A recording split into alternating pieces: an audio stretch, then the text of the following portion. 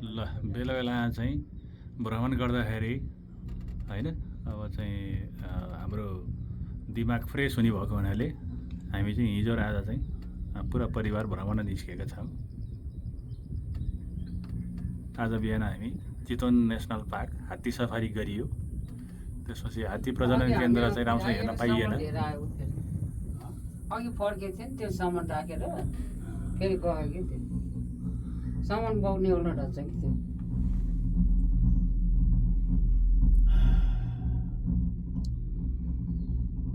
ल करिब करिब हाम्रो आधाभन्दा बढी यात्रा चाहिँ समाप्त भइसकेको छ र अब हामी मन्दिरको नजिक नजिक पुगिसकेको अवस्था। अब चाहिँ यो गैँडाकोटको दृश्य देख्न सक्नुहुन्छ र पारिपट्टि चितवन नारायणघाट, बिचमा चाहिँ नारायणी नदी। ल हेर्नुहोस् अहिले वैशाख महिना भएर होला हरियाली देख्न सक्नुहुन्छ।